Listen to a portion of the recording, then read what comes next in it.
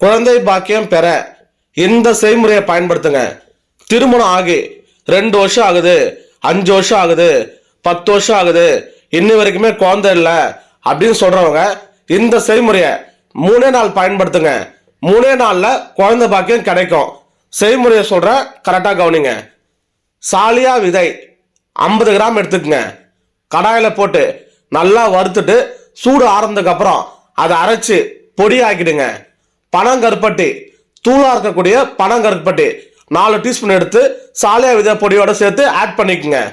2 teaspoon நெய் ஊத்துங்க. நல்லா பிசைஞ்சு சின்ன எலுமிச்சை சைஸ் அளவுக்கு ஒரு 9 உருண்டையா புடிச்சு வச்சிருங்க.